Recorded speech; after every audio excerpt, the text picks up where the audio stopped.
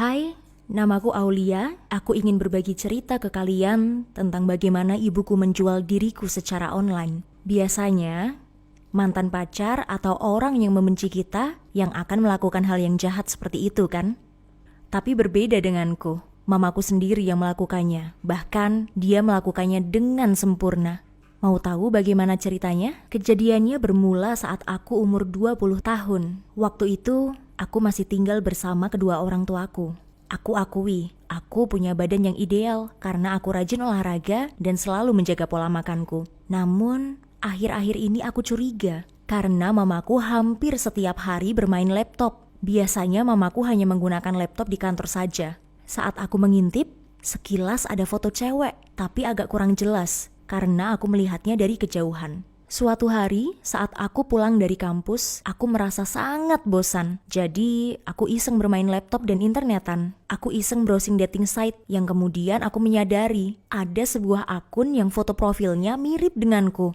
Aku buka akun itu, dan benar saja, di dalamnya ada banyak sekali foto-fotoku. Bahkan setengah telanjang hingga telanjang.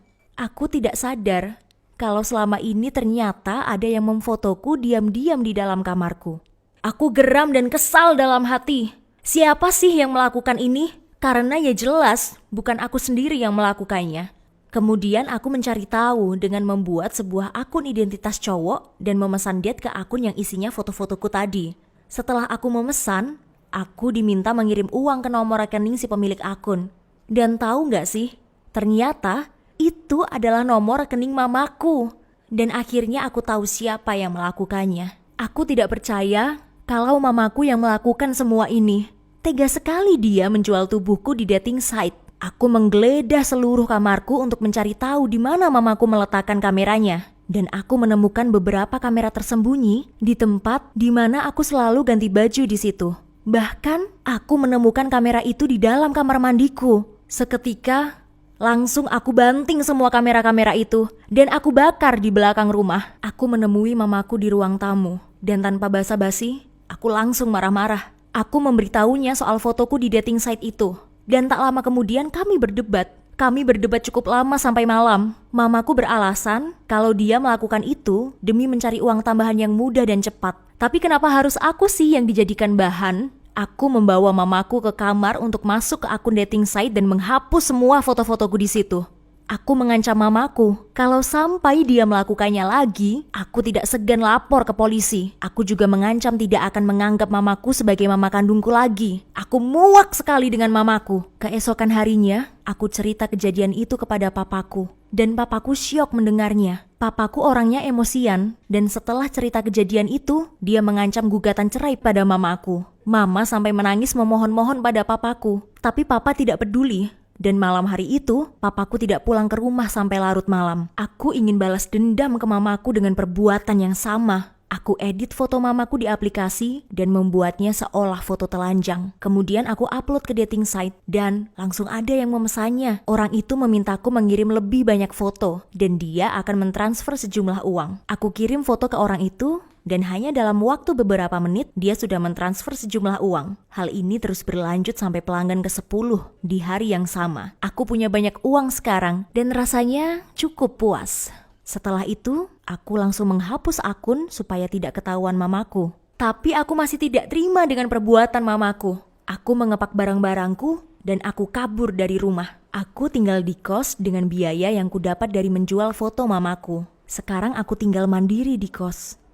Aku jauh lebih bahagia sekarang dan mulai move on dari masalah kemarin. Aku tetap kuliah seperti biasanya dan bergaul dengan teman-temanku lagi. Suatu hari saat aku pulang kuliah, temanku memanggilku dan memberitahu sesuatu. Ternyata dia membuka dating site dan tahukah kalian? Ternyata ada akun yang memajang fotoku lagi di situ. Aku geram dan siapa lagi yang melakukannya kalau bukan mamaku? Aku langsung cepat-cepat pulang ke kos. Aku membuka dating site itu dan ternyata setelah aku amati baik-baik, ternyata itu bukan fotoku. Hanya saja memang mirip denganku. Itu foto mamaku sendiri. Dia menjual dirinya sendiri dengan foto telanjang. Aku kesal dengan mamaku. Dan sekarang, aku benar-benar tidak akan menganggapnya sebagai mamaku lagi. Setelah kejadian itu, aku jadi semakin stres dan tertekan. Aku menghubungi papaku, dan papaku tidak bisa pulang karena dia tugas ke luar negeri. Papaku mentransfer sejumlah uang kepadaku, dan uang itu kugunakan untuk pindah ke kos yang lebih jauh lagi dari rumah. Aku meminta beberapa temanku untuk menginap di kos untuk menghiburku. Beberapa bulan kemudian, papaku pulang, dan mamaku langsung digugat cerai oleh papaku. Mamaku seperti tidak mau menerimanya. Dia memohon-mohon ke papaku agar dibatalkan, tapi tetap saja ini sudah keputusan mutlak. Akhirnya, papa dan mamaku resmi bercerai. Mamaku langsung pergi entah kemana. Aku menghapus nomor mamaku dan berjanji tidak akan bertemu dengannya lagi. Aku senang sekali rasanya karena seperti tidak ada beban lagi. Dan mamaku sudah resmi bukan mamaku lagi. Papaku kembali tugas ke luar negeri dan setiap bulan mengirimkan aku uang. Aku tinggal di kos sendirian dan cukup bahagia setelah menjauh dari mamaku. Walaupun kadang aku merasa sangat kesepian di kos. Namun, suatu hari ketika aku pulang kampus, aku melihat seseorang yang tidak asing bagiku.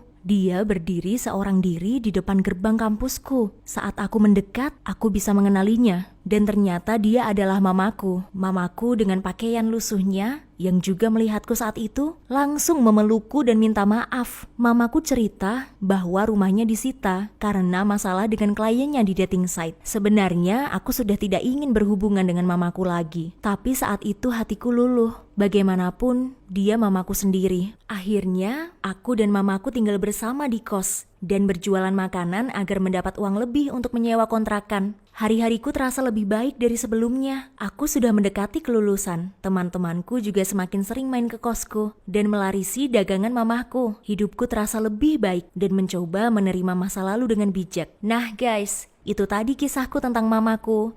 Yang ya tega sekali ya dia menjual anaknya sendiri di internet. Apakah kalian pernah mengalami hal seperti itu? Atau kalian sering menemui kasus sepertiku ini? Share cerita kalian di kolom komentar ya. Jangan lupa like dan subscribe channel kita ya. Thank you.